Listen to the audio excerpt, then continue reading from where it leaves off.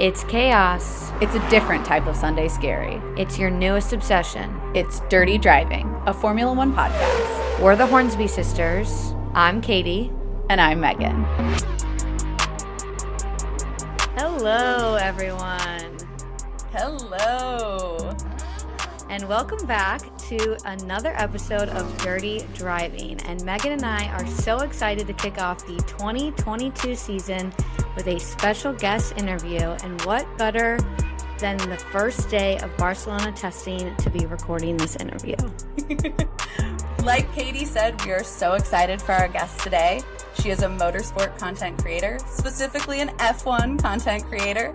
She streams on Twitch, creates hilariously accurate TikToks, and is a massive F1 fan. She jumped into the world of content creation in the beginning of 2021 and has since created and is now building an inclusive space across platforms to share, talk, discuss, laugh, vent, whatever you need to do about all things motorsport. Welcome, Ash Vandelay. Hello. Happy to be here. We are so happy to be here. So happy you're here. And we're so happy to be back in the studio. Let's be Absolutely. A good point about testing, by the way. I'm super, there's so much content coming out after being, in an empty spot for a couple months without F1. So it's been a good day. Today, with all of the drivers posting photos and teams posting photos, I was like, I can't keep up with it. There's so much, and we've been alone for months. Were you able in your 9 to 5 to at least scope anything out, or were you just kind of I'll look at it later? I'm very lucky in my Discord community. A lot of folks post links to really interesting stuff. So I have a bunch of I have a butt ton of tabs open for my stream later tonight, talking about F1 and stuff. Today's first day of testing and timing. So super excited to go through that with my community, and also just grabbing pictures from motorsports photographers and such has been a real treat this whole day. Yeah. All right, so we'll go ahead and lead into our first question, and this is a question that we ask everyone, and it is, how did you get into Formula One? Sure. This is a random anecdote that kind of funny. My dad tells really long stories that really require just a yes or no answer. And I've realized I am his daughter. So I'm trying to keep it as short as possible. My parents are from Poland. They immigrated to America in the 80s. So I am a daughter of immigrants. I do speak Polish, and my dad just really loves Polish people who do cool stuff. So every day he'll email me an article or send me a text, be like, did you see what this chick did? Did you see what this man did? This is really cool. They're Polish. And I was like, great. So thank you. So in 2006, when Robert Kubica was on the grid, he's like, oh, there's this Polish guy racing Formula One. We should watch. And I was like, okay, it sounds great. And it was just cool. So it's something that we did every Sunday. And eventually you just get hooked on the cars, the builds, the engineering behind it. And I'm not an engineering focused person, but just learning about stuff and being curious about it kind of just led me down a rabbit hole of sticking with F1 and constantly learning about it. Yeah, definitely. How excited was your dad that he got to be on the grid for 2 races last year? Oh my God. He was, pumped, because we thought, we wouldn't get that opportunity, or Robert wouldn't get that opportunity. So my dad's like, he just watches it pre-recorded. So of course he watched it live when he was on the grid. I love that. I love that. That's such a cool, well, first off, our dad is the exact opposite. He doesn't tell long stories. He's a yes, no, minimal words. So I think it's amazing that he's the exact opposite. But it's cool that you guys share that bond and can, have that F1 connection.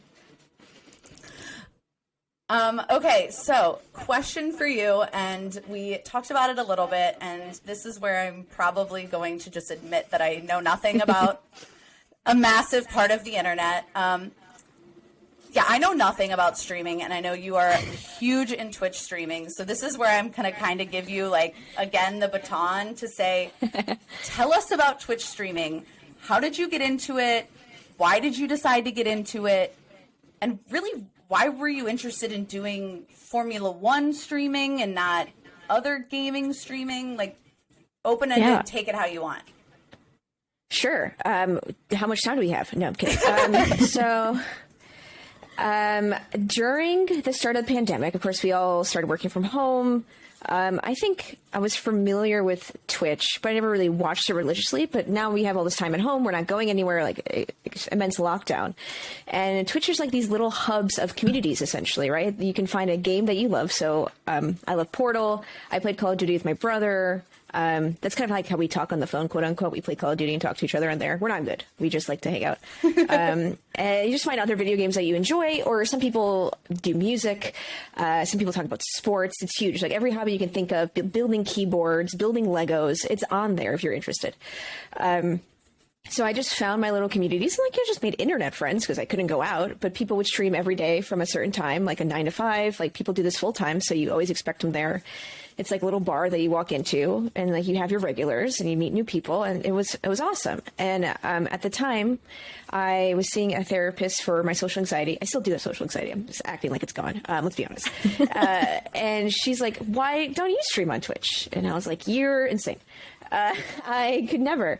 And she's like, "Let's make this a goal for you to stream on Twitch, and you just turn on the camera, and just go, just do it." So eventually we worked through it throughout the year. And then I started in the beginning of 2021. I think I started with some video games that I really love. Portal 2 were my favorite video games, and I can do them 100 times over. So I started streaming that. And then the Formula One season was starting, and I was like, why don't we just talk about Formula One? And my friend Sal from Fort Lauderdale, he's huge into sports. And he's like, oh, we can make like a radio talk show or something, or have this on the screen. He gave me some ideas. I slapped that on there. And then one of the races, it was a really early morning race. I forget which one. I should probably remember this for future interviews. I apologize. I was in my bathrobe because I'm the East Coast United States, right? And I'm sure Americans know that some races are just way too early. I was literally in my bathrobe, glasses, my hair back, and I was like, maybe like 7-10 people in chat. It wasn't that big of a deal. And then a Twitch employee stops by, and he's like, hey, you're asking me questions about Formula One, or like just having a discussion, not like quizzing me or anything, but just like, we're just having a discussion. He's like, cool. And then I get an email from the Twitch sports program being like, hey, we caught your F1 streams. Like, we'd like you to join our sports program to talk about F1. Like, here's a contract. Here's like what we expect of you, 20 hours a month, et cetera, et cetera.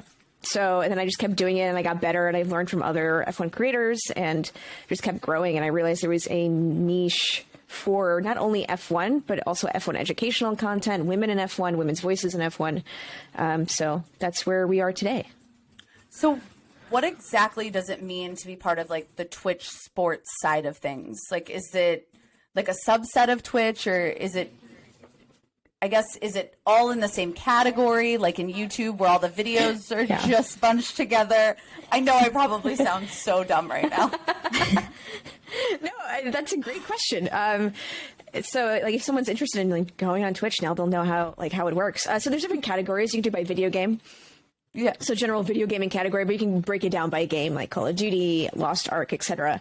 And then you have categories such as just the sports category, or just chatting, etc. So it's broken down even further. So the Twitch sports teams oversees a few folks in the sports category, and they're really trying to grow their sports initiative. I think they had a deal with the NFL, so a lot of football streamers are able to stream some games this year live, which is, copyright issues are like a big thing on, I mean, in general, not just Twitch, but the NFL was like, you can stream some games.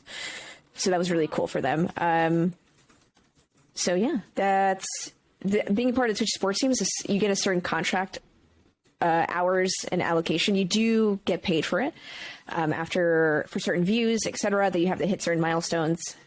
So it's been pretty cool because you have direct contact with Twitch employees to help you out or ask questions about creativity, or they had a great seminar about, branding essentially, like on the internet and how that works out. So you kind of get a little bit like inside scoop of certain things, or you can just ask a Twitch employee directly, like, hey, this happened, or I'm thinking about this. What do you think? Like, etc. So being part of that program is super helpful.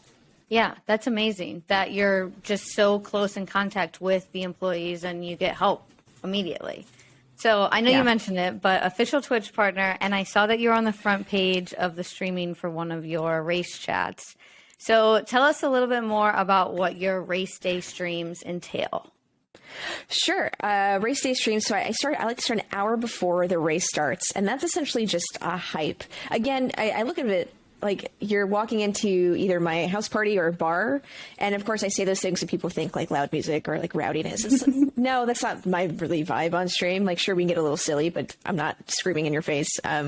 Not my personality, as you can tell by my social anxiety. But we walk in, we try to look through the recent news. If something's come up while I was sleeping and I just started streaming, depending what time of day it is. So we'll go through news, helmet designs, qualifying, tire types. Who do we think is going to do better on this track? What are the best overcut, undercut strategies on this track? What it all looks like? What the times were last year, fun facts, like any information you need to know. I like to think if you can't watch an F1 race, the next best thing is going to be my stream. I'm going to give you all the information I possibly can. And a big thing that I did last year that people have found really helpful is that I added all the F1 terms and definitions into my stream as commands. So if you don't know something, you're more than welcome to ask. I definitely encourage people to ask questions and just be curious. But if you might be shy or you just don't want to ask, etc., you can just type in the word that you might be curious about, and the definition will pop up for you. So I try to make that space where you have all the information. If you don't know something, you can ask, you can look it up. It's all right there. So on this screen, I will have a track map that shows like dots of the drivers where they are. So essentially, I can't show the actual race, but I can show you where they are, like in real time, and then live timings as well. Awesome. So in your your hour, your hype hour, how much do you balance between being like news and educational? Because it seems like one of your goals, like as we were like looking through and like as we've been, following each other, it is like one of your like core goals is to educate, bring people into the sport. So how do you balance both of those? Like having your own voice, clearly having opinions on what's going on, but also being unopinionated and educational? Sure. That's a great question. I don't want to say like I pretend like I don't know something, but I'll ask my chat. I'll be like, what do you think of this tire stuff? And gives them a chance to like educate me essentially. And I don't know everything about F1. Like I'm not an engineer. Like I don't know like about these side pods that they're all using. So like gives a chance for people who do know more than me, which you can never be the smartest person in the room because then you're in the wrong room because you're not learning anything. So I love when people come in and there have been former engineers, former like F1 employees in my chat, and they're like, oh, this is what we do. This is what we like. So give them an opportunity to essentially teach me, make sure I read that back or break it down in just a different way, just say it in a different way in case someone didn't understand it the way they wrote it. When I read it out loud, I will say it in a way, I'll say it back in a different way, just so if people understand it in a different definition sense. What else? Oh, the education piece. So let's say we're reading about F1 tire compounds, and for some reason someone picks a different tire compound. I'll explain why they might have done that. But then, of course, I'll put in my opinion and be like, that was stupid. Or like, that might be a great idea. I guess we'll see how it pays off. I think it definitely is a fine line, but making sure people can clearly tell the distinction of, hey, this is exactly what the tire compounds are and what they do. And now I think personally that this was a dumb choice or this was a great choice, etc. I like that. So you do the hour before and then you do the entire race. And then how much like post-race commentary do you offer? I try to do an hour after. It's interesting to see numbers. So the hype before, there's like a website I can like show you guys. If you ever interview another Twitch streamer, you can see like their viewer like chart through the whole entire stream. So an hour before, people are like, yeah, let's either talk smack, let's have fun, let's pregame this race. This is going to be great. The race starts. The viewer count will drop because people either don't want to be watching my stream and watching the race at the same time, which is understandable, or they want to dedicate their monitor for just the stream, depending where they're watching the race. So it'll dip a little bit. Something big happens. That viewer count will spike up because people go on Twitter. They want to, again, talk smack, hype it up, whatever happened. They want to be in the forefront of their opinion in other people's chats. And then the pre-show race, it'll spike back up. But some people think when a Formula One race ends, it ends, it's done. The podium ceremony, I make sure we catch that together. And then people are like, all right, we're done with the day. Unless anything dramatic happens, people are like, the race is done. We got the podium and that's all we need. So what were the numbers like after Abu Dhabi? That was a great day for every single Twitch streamer who does F1 content. It was insane. Also, surprisingly, Spa was super great for us too. I know it was 4 hours of nothing, but I think no one else had anything to do either. And we're all just waiting in our living rooms or in front of our computers, twiddling our thumbs. And they're like, oh, let's go on Twitch and see what other people are doing or hanging out with and finding their own bars to like walk into. That was a crazy race, but it was really good for us. I was like, it had to be. When you were talking about how they spikes when something dramatic happened, I was like, oh, so everybody but us, like, you know, everybody on the internet, but like the fans had a great day. Well, and there was so much content coming out of Spa. You had Lando Norris sleeping. You had the engineer that tripped down the hallway. Like, you couldn't turn it off.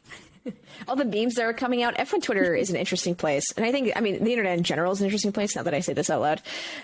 There's like little pockets you want to avoid. But overall, when you find the good people and then your algorithm figures you want similar people to those people on your For You page or on your front page, etc., you find amazing memes. You find amazing shots. You find some like insider knowledge. It's really cool.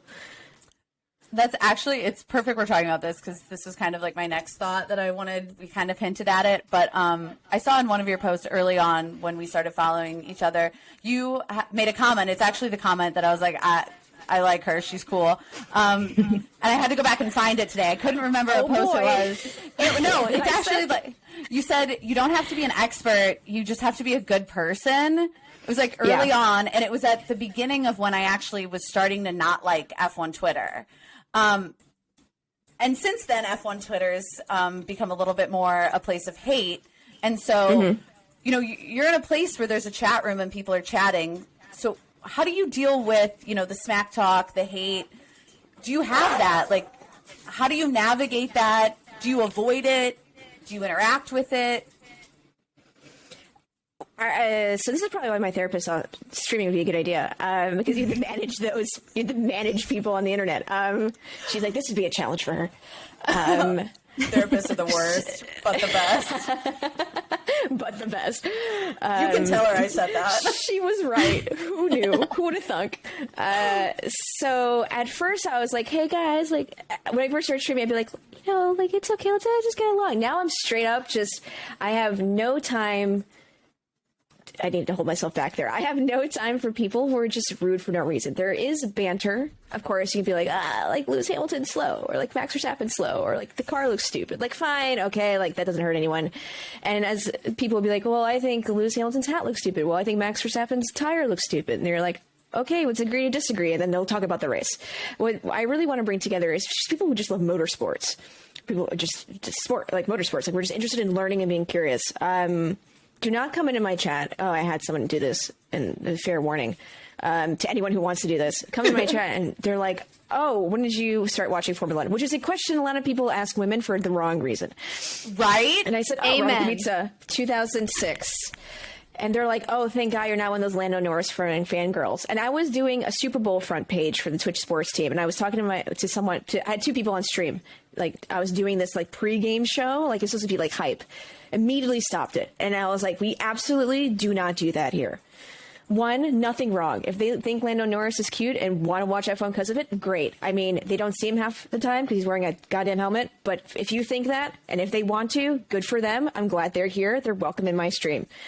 Two, like, anyone could be a fan. There's no levels of fandom where you're gatekeeping F1 from people. Like, if you don't know what DRS is, fine. You can still watch a race and understand the first person crossing the finish line wins. Like, you don't need to know what DRS is. I don't understand.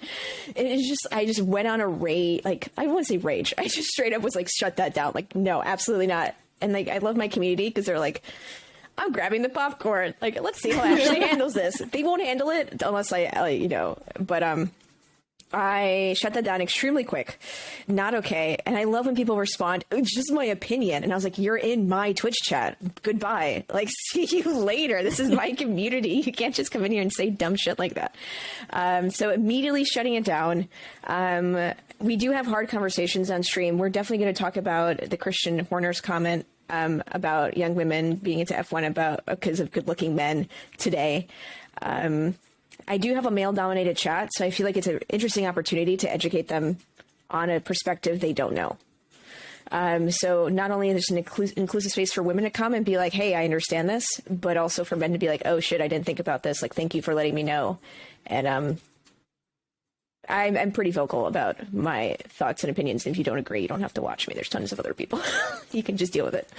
Yeah, and I think that's so courageous because there's hate all over the internet. It gets ugly, it gets rude, and we don't have time for it. We're here to learn. We're here to talk about F1. We're here to talk about motorsport. We're here to have a good time and educate people. We don't need all of that. And I appreciate you say courageous, but I think as a white woman specifically, it's my duty to be like, no, like this is not fucking okay. Like, yeah, I should not be complicit in any of this. And it's like the minimum I can do to be a good person, to be like, no, we're not having this sexism. Like, no, you're like, less people hate on Lewis Hamilton just because he's black. Like, that's literally a thing. And I don't care how many people try to deny it. It's absolutely a thing. And we all have to deal with that. Like, we have to understand that. That's the first step to understanding it, is to realizing it's an issue. It's actually probably the biggest reason why people hate him is because of the color of his skin. And it is like the most fucked up thing ever.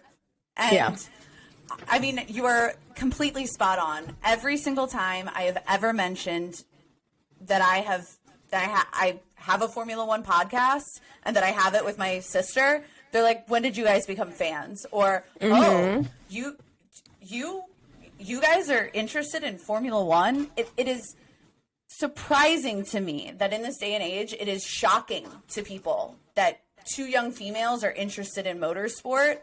And I always look at them and I'm just like, yeah, what's it to you? Like, you're not interested? Like, it's baffling to me that at this point, it is still a question that our voices, that female voices about motorsports are still not A, commonplace, and B, are questioned. And it's baffling, and it's just honestly destructive. That's throughout all sports. I'm also a big fan of baseball, and just sure I don't watch the NFL religiously, but I think I was doing the Super Bowl pregame show, and then someone was just like, why did they ask you? And I was like, I can Google facts about the team. This isn't rocket science, dude. Like, what in the world? Like, what do you think I'm just going to go on? Like, I'm just so confused when they don't think I'd prepare for an opportunity to, like, cover a Super Bowl pregame show on Twitch.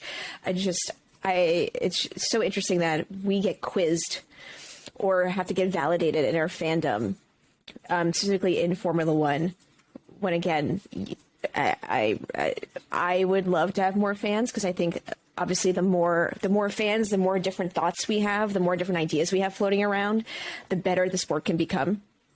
And it just means more people to talk to Formula One about. It's just like, which is lacking in the United States just a little bit. It is definitely lacking in the United States. I think it's getting better. I can see it, now I mention it and people will at least be like, oh, I mean, at least they've acknowledged that they've heard of it more than, I think they have before. I did watch one of your videos where you ask people, you show them the logos and then you show them a picture of Lewis Hamilton. Hilarious, by the way. I would love for you to do more of those because it's quite funny to see their reactions. I think as the sport becomes more popular, and I think as we see more women on teams as engineers in positions of power, seeing Charlotte at McLaren, now she's going to Formula E, even that move into, a communications role at Formula E, as we see more of those moves, I'm hoping that translates to the commentators, the journalists, the voices talking about Formula One, not so much invested in, like the actual being on the track. I hope it becomes more commonplace and, there isn't a day where someone's like, hi, I want to have a Formula One podcast. I want to stream. I want to be in the metaverse and talk about it, whatever. It's not like, oh, so when did you become a fan? Is it because Lando Norris takes his shirt off? Like, I mean, also not hating on people who like Lando Norris without his shirt off. I agree. They're good picks.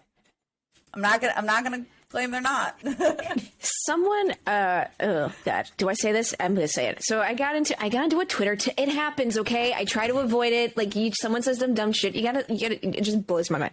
So someone agreed with Christian Horner's comments on Twitter.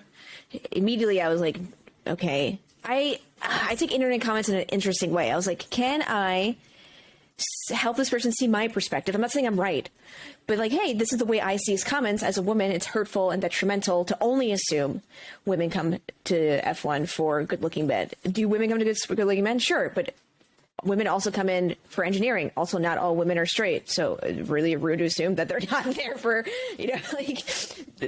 So I was like, okay, do I take this time to educate this man, or do I let it go? And today I was like, I'm gonna try to connect. So I got really annoyed because, of course, men paint their chests, paint their faces when they go to the NFL and baseball teams and get rowdy and wear jerseys. They have sports bars dedicated to the baseball watch-alongs and football watch-alongs, but that's okay. That's fine. God forbid I wear like blue nails for the McLaren, because I think it's a fun color and I think I want to express my fandom. And it's just like, oh, that's a little too girly. That's a little too much. So I was just saying there's an equal amount of fanboys and fangirls. You just don't find the fangirl version acceptable because it's not the masculine definition of being a fan. And he said something about, I've seen more women talk about how cute the drivers are, blah, blah, blah. And I was like, I have never met an F1 fan a male F1 fan, who doesn't eventually say that Daniel Ricciardo is a good-looking fellow. They all talk about it. They're like, wow, they work out a lot. And I was like, that's talking about their appearance. I was like, I don't think you understand what you're... they do work out a lot. That's right. They're athletes, but like, you're also talking about their physical appearance. Or like when Seb, lost his hair at one point, tons of men were like, oh geez.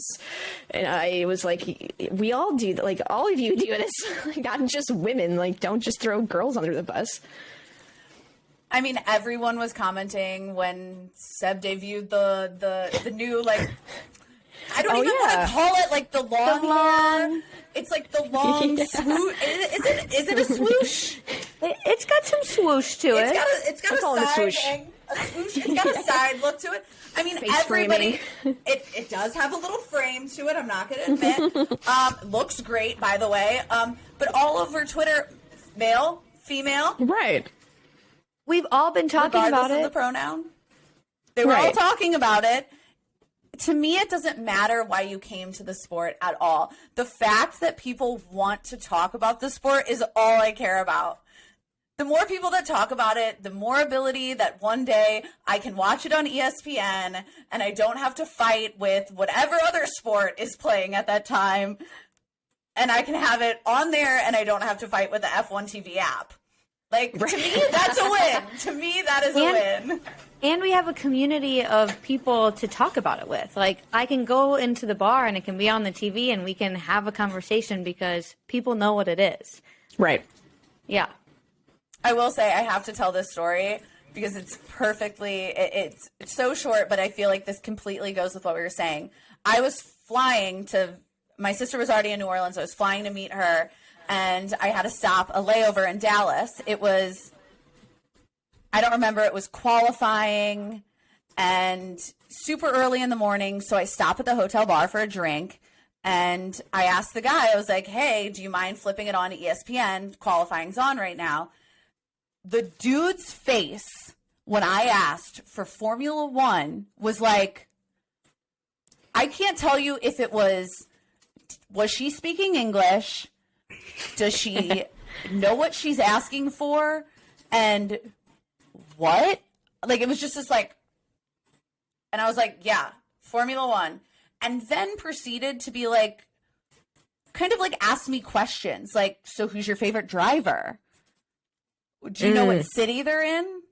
When did you start? Like, ask, like almost questioning if I knew enough about the sport to validate me wanting it on the TV. And I was like, dude, it is 8:45. We are in the Dallas International Airport. I am having a martini. Don't ask me questions. I ain't got time for this. I will share my little antidote about men and women in Formula One. In my Hinge bio, I have, or one of the Hinge questions, I talk about Formula One. It's like, what's your perfect Sunday? And obviously it starts with watching Formula One. And the responses I get to that are excruciating. Oh, how long have you been? Same question. How long have you been a fan? Oh, who's your favorite team? Oh, so mad for you.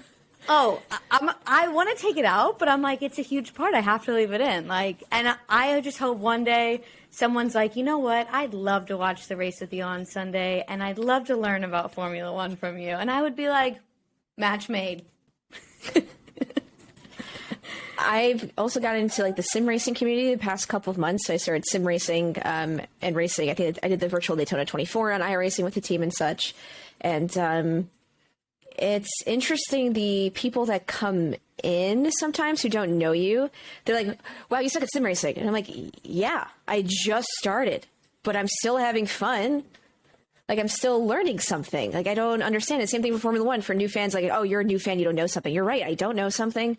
Let's educate these new fans. Let's educate this person. Like, maybe they are wrong, and you can take this opportunity to be like, oh, hey, maybe if you don't know, like, this is what DRS stands for. And that's why this flappy thing, 0.2 millimeters, kept everyone up all night that one time. So mad about it. It's, oh God, I do this on my stream all the time. Like, the kindness thing goes so far, because you'd be surprised. Just be a good person. It's really not that hard. And sure, we've had days where we're crabby or we say dumb stuff to our friends about someone else, and you're like, crap, I should have said that out loud about so-and-so. And like, I get it, we're human, we make mistakes. But at the end of the day, if you see a fan and they say something wrong, and don't go, you're wrong, you're stupid, and like, that's it. That's all you contribute to the conversation. It's not really a contribution to the fandom. Either don't say anything, because you're not, that's a waste of my time reading that on my front page, or take your moment to be like, hey, like, I don't know if you know this, or like, hey, I thought I'd take this moment to educate you on this. And I'd love, if you have any other questions, feel free to ask me, or look up this website if you don't want to take that emotional burden of educating every single person on the internet. I think the biggest concern I have about like the vitriol that, I mean, I primarily see it on F1 Twitter. I don't really read the comments anywhere else.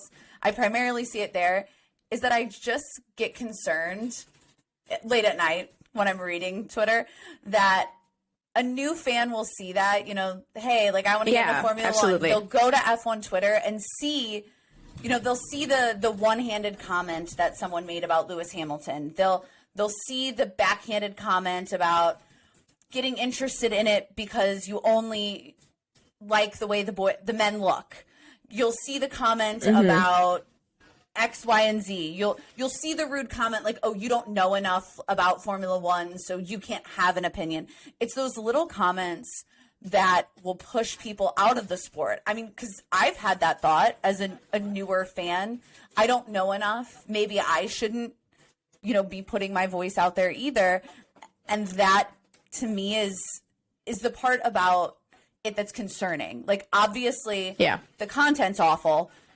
But secondarily, we don't want to push anybody out of a sport that we love, but also a community that could be amazing and has the potential to be amazing. Yeah. I think, unfortunately, people, when they come on the internet, hopefully they know that it's full of loud, wrong, terrible opinions. Like, usually the most annoying people are the loudest or tweet the most. Which is bad that I have to assume that, or like hope to assume someone assumes that, because it's not how the way that's, even though it's the way it is, it doesn't mean that's the right thing to do. And I think that's why it's really important that we have other F1 streamers. We have your podcast. We have F1 Tony. We have these women on TikTok and like other platforms. And like, when you asked to be on this podcast, I was like, fuck yeah, I will. Sorry. I was like, hell yeah, I will. It's just like, it's important to like have those voices. So when people go on Twitter and they maybe like see a clip of this interview or something, they're like, oh, I don't want to hang out here. Like, I'm going to go see what their community's doing, or like go check out their pages. And like I'm assuming people who also agree with them will like them and interact with those similar people in that community. So that's why I'm really strict with like any bullshit that comes through my chat. Like, I don't care if I hurt your feelings. Like, you're not meant for me. My information, my content's not meant for you. I'm not offended. There's 8 billion people in the world. We're all small potatoes at the end of the day. Like, this is not a big deal if you don't enjoy my stuff. So go find someone if you want to talk a bunch of stuff, but you're not going to do it here. I like that. I like how strict you are about it. Yeah. There's no room for it here. There's probably some other platform or area of the internet that will allow them to be there, but go there. Yeah, go there, not here. Exactly. All Katie, right, I think we have one best yay. question for last. One more question. What are you looking forward to most this season? I can't say sleep because all the races are super early. Right? F1 season starts and I don't know what a weekend is anymore. I don't know what time is anymore, especially with our 9 to 5s. I'm sure we're just like, looking forward to, I think we're in a very cool, just a lot of people haven't experienced an era where there's where there's new rules and just for cars, for everything that's happening. And I think we get to experience something for the first time where teams came out with cars that don't look anything alike. Meanwhile, last year, everyone somewhat had very similar cars and you like kind of understood, but this is the first year you're like, none of the side pods are the same size, none of them look the same. I think this is a cool opportunity for people to learn all the differences in the engineering of an F1 car, which sounds intimidating. Like, don't get me wrong, but if you just start going down those rabbit holes, you'll spend all night there. Grab a glass of wine, whatever your beverage of choice is, and just start reading about why teams did certain things, what their strategies are. So I'm really excited for people to start getting more education on the car front of Formula One instead of just the racing part of Formula One. Is there any specific car? Yeah, I think we're entering into this really exciting time where it's not only cool to be a fan that's been a fan forever and has maybe seen a shift in the errors, but for all of these new fans who haven't seen that yet, and all the fans that are just getting into it this year who it's like, wow, you have no idea what a special year you're walking in on. And I think a lot of new fans don't realize, like, years ago, like, F1 was really strict on social media. Like, barely anything was on there. And we're getting all this cool content from, like, Aston Martin working with F1 TikTokers, like Mercedes on their Twitter today with Barcelona testing was super cool. Like, we're getting fed. I mean, I want more, but I think we're doing pretty well about all the content that we have. And it's just so exciting to be so ingrained into it and just, like, watch it all unfold, which is super awesome. Yeah, definitely. Well, thank you so much for kicking off this season with us. I think Megan has one last thing to say. Yes. Okay, so let everybody know where they can find, follow, watch, support you, hype yourself up, give us all the info. Sure. So across all my socials, I'm just Ash Vandelay. So ASHVANDELAY. Sorry, I don't think I've ever spelled that out. So suddenly I forgot how to spell Vandelay. It's a Seinfeld reference. I'm originally from Brooklyn, New York. So it's, if anyone familiar with Art Vandelay, that's where it comes from. But Ash Vandelay on Instagram, YouTube, TikTok, whatever your preference of short form content is. Wonderful. Awesome. Well, thank you so much. We are so appreciative. Thank you for having me. This was a great conversation. Yeah, and we look forward to keeping the conversation going. Absolutely. Yes. Thank you so much for listening to another episode. Don't forget to subscribe and follow us at Dirty Driving Pod on Twitter and Instagram. Until next time, stay dirty.